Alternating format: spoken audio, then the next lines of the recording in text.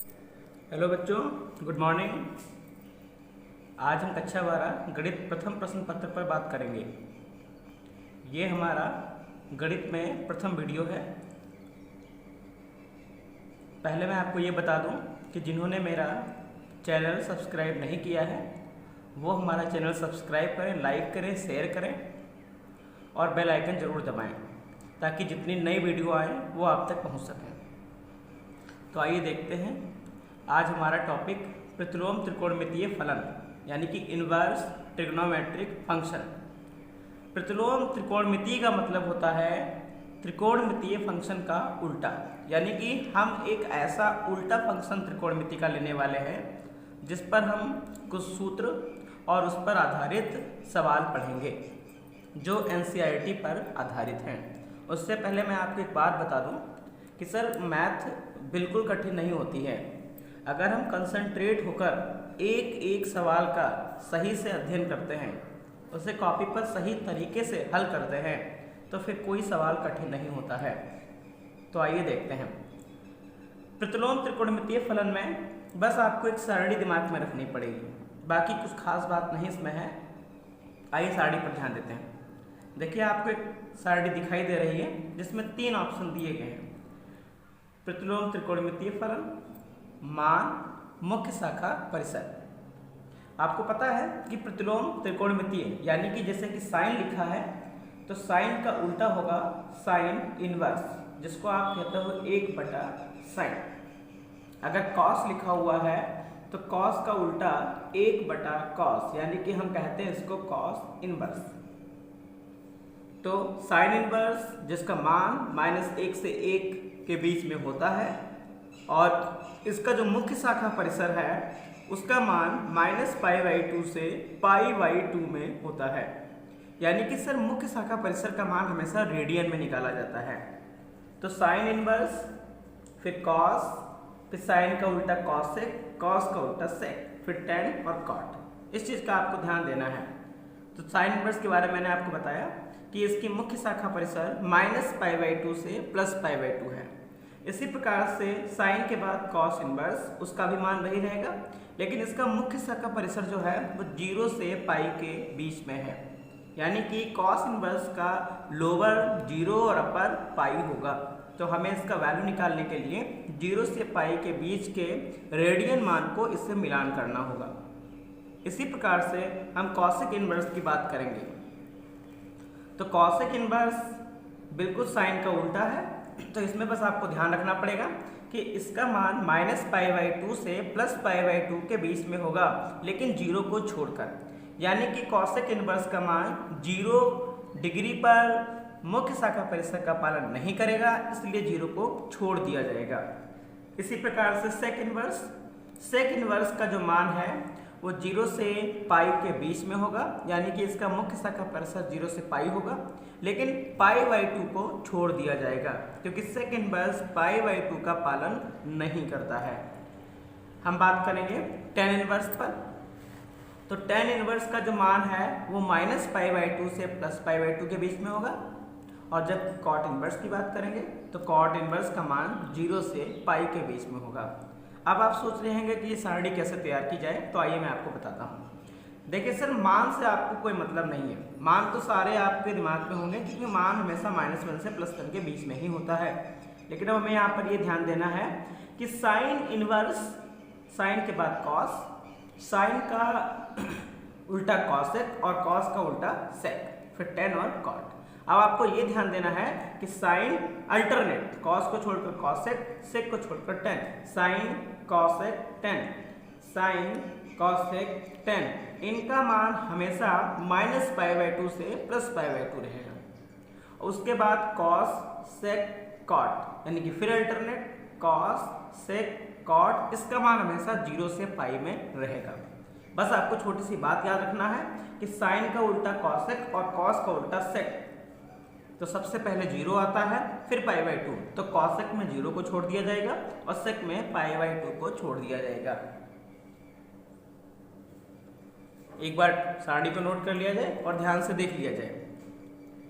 इसमें सबसे इंपॉर्टेंट बात जो है वो मैं आपको बता दूं कि कभी कभी कुछ बच्चे गलत लिख जाते हैं। जैसे मैं आपको बता रहा हूँ साइन इनवर्स यक्स लिखा हुआ है, sine inverse x equal to, कुछ लोग इसको लिख देते हैं साइन एक्स की पावर -1, लेकिन ये बराबर नहीं होता है, क्योंकि मैंने आपको पहले बताया है कि साइन इनवर्स यक्स बराबर साइन एक्स की पावर -1। अगर साइन एक्स की पावर -1 को लिखा जाए तो हो जाएगा 1 बटा साइन एक्स, और 1 बटा sine x not equal to sine inverse x, यानी कि साइन इनवर्स एक्स को साइन एक्स की पावर -1 नहीं लिखा जाता है। ऐसा लिखने पर ये प्रतिलोम त्रिकोणमितीय फंक्शन नहीं कहलाएगा। तो आइए इस पर आधारित कुछ क्वेश्चंस देख लेते हैं। तो एक बार सारणी को फिर देख लीजिए, सही से नोट कर लीजिए।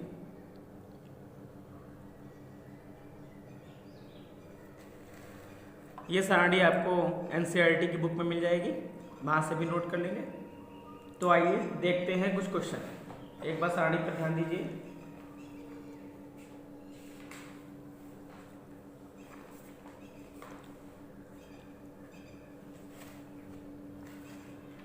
आइए क्वेश्चन देखते हैं। तो सबसे पहले उदाहरण एनसीईआरटी बुक से। तो सबसे पहला जो एग्जाम्पल है वो हमसे क्या कह रहा है कि साइन इनवर्स 1/√2 का मुख्य मान बताइए। यानी कि हमें साइन इनवर्स 1/√2 का मुख्य मान बताना है। अब आपको सारणी अपने दिमाग पर रखना है। मैं आपको बता दूं इसका हल हम कैसे करेंगे। देखिए सर, हम मान लेंगे, माना साइन इनवर्स 1/√2 बराबर बाई। तो साइन बाई बराबर हो जाएगा 1/√2। आप जानते हैं, मतलब हम जानते हैं कि साइन इनवर्स की मुख्य शाखा परिसर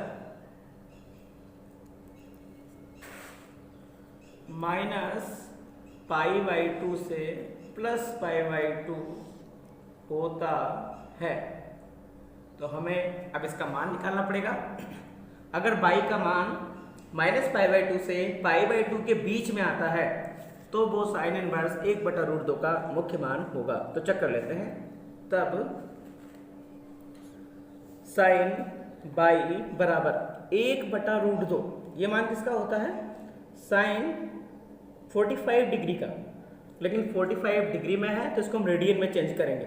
रेडियन में चेंज करने के लिए हम क्या करेंगे, 45 डिग्री को π/180 से गुणा करेंगे। 45 से इसको काटेंगे, कितनी बार कटेगा? 4 टाइम्स। तो यानी कि जो 45 डिग्री है उसका रेडियन में मान कितना हो जाएगा? π/4। तो आपका हो जाएगा sine by equal to sine π/4। तो बाई इक्वल टू हो जाएगा π/4। आपने देखा कि जो π/4 है वो -π/2 से π/2 के बीच में है, क्योंकि आप खुद चेक कर सकते हैं। अगर यहाँ पर हम आपको वैल्यू दिखाएं तो आप देख रहे हैं π/2, यानी कि π/2 का जो मान आएगा 1/2 पाई, तो 0.5 पाई। जबकि π/4 की बात करेंगे तो 1 गुणे π/4, 4 को डिवाइड करेंगे तो 4 दूना 8, 4 पंचे 20, तो 0.25 पाई। आपने देखा कि 0.5 से पहले 0.25 आता है, इसका मतलब ये 0.25 से पहले आएगा। लिख लेंगे अतः साइन इनवर्स 1/√2 का मुख्य मान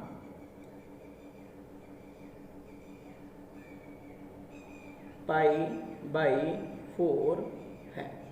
ये आपका आंसर है। तो एक बार आप फिर चेक कर लीजिए, कुछ आपको खास में ध्यान नहीं देना है। साइन इनवर्स 1/√2 का मुख्य मान ज्ञात करना है। हमने इसको मान लिया, इसका फलन बाई के बराबर मान लिया। साइन बाई बराबर 1/√2। हम जानते हैं कि साइन इनवर्स की मुख्य शाखा परिसर -π/2 से +π/2 होता है। तब साइन बाई बराबर 1/√2 जो मान है वो साइन π/4 के बराबर होता है, यानी कि 45 डिग्री के बराबर होता है। इसको रेडियन में कन्वर्ट करने के लिए π/180 से गुणा करेंगे तो π/4 आ जाएगा। तो बाई इक्वल टू आपके सामने हो जाएगा π/4। और आपको पता है सर -1/2 से -1/2 पाई के बीच में मान होना चाहिए। आपको पता है -1/2 मतलब 0.5, -0.5 पाई से +0.5 पाई के बीच में होना चाहिए, जबकि π/4 का मतलब 0.25 पाई, जो -0.5 और +0.5 पाई के बीच में आता है, 0.25 पाई। तो इसका मतलब ये हमारा आंसर हो जाएगा। आइए दूसरा क्वेश्चन देखते हैं। Example number 2।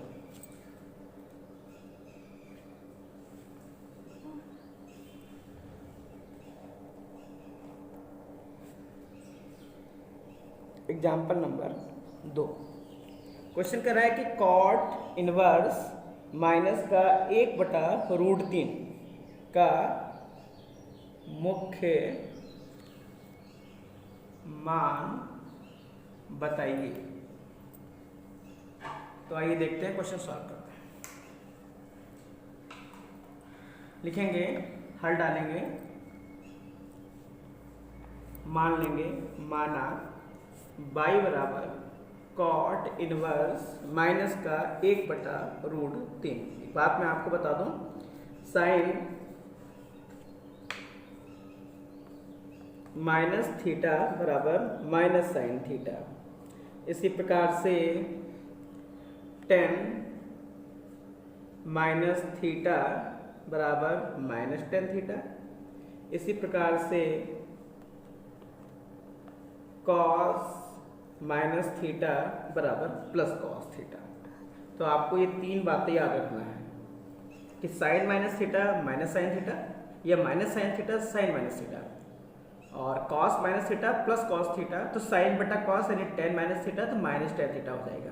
तो साइन का उल्टा जो होगा cosec माइनस थीटा, तो वो भी माइनस cosec थीटा हो जाएगा। और cot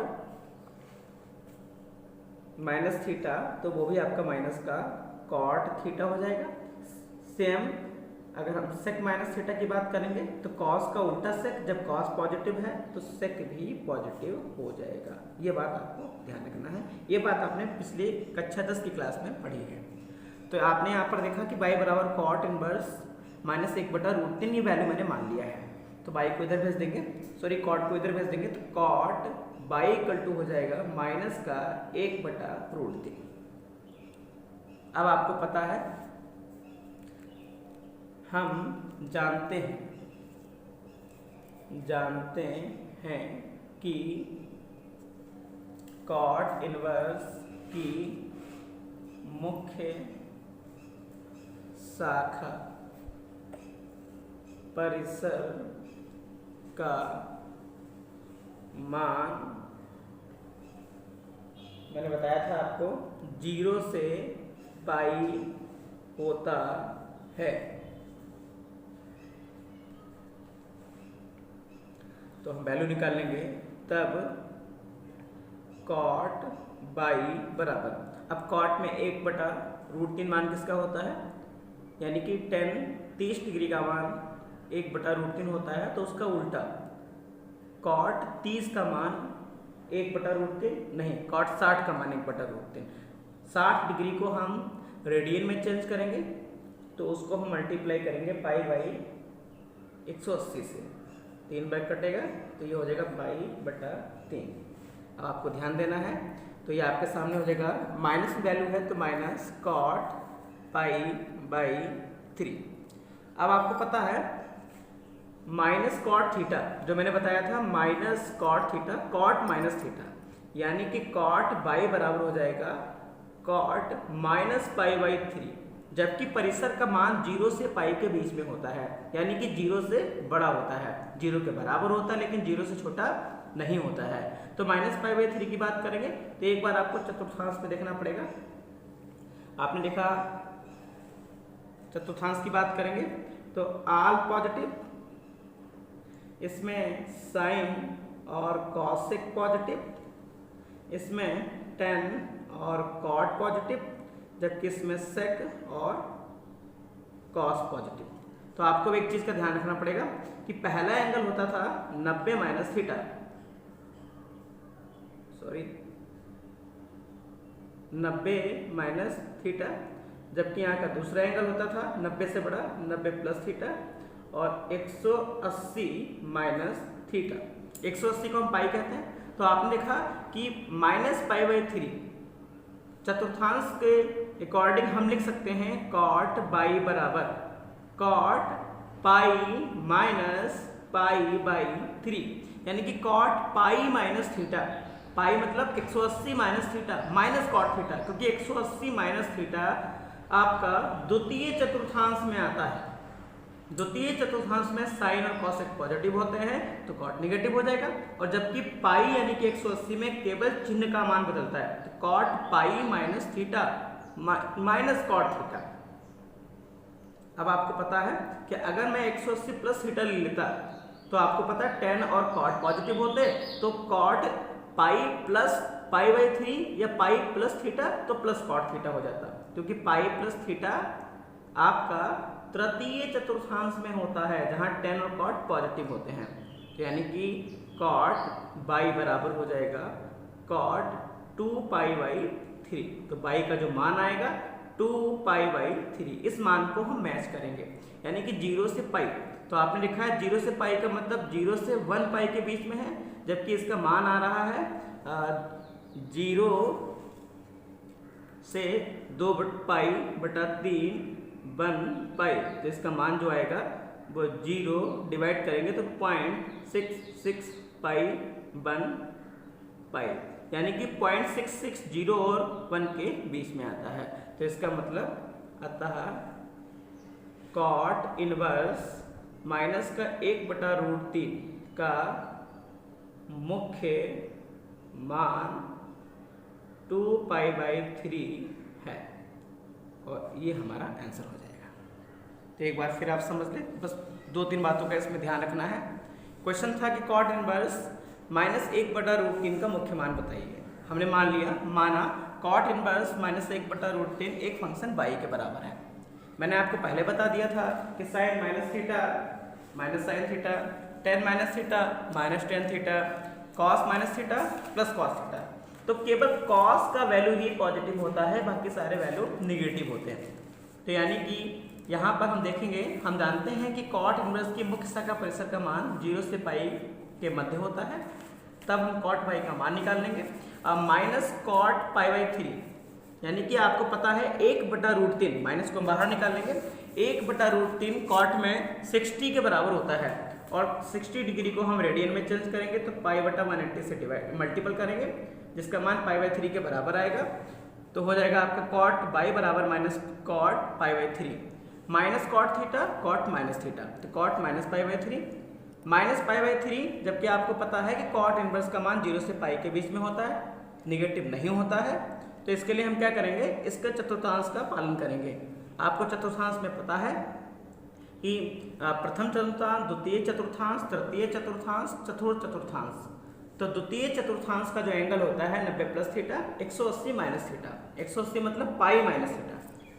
द्वितीय चतुर्थांश में साइन और कॉसेक पॉजिटिव होते हैं, इसका मतलब बाकी शेष त्रिकोणमितीय फलन निगेटिव होते हैं। जबकि तृतीय चतुर्थांश का यूज हम इसलिए नहीं करेंगे क्योंकि टेन और कॉट पॉजिटिव है, जबकि कॉट का वैल्यू हमें निगेटिव में लेना है।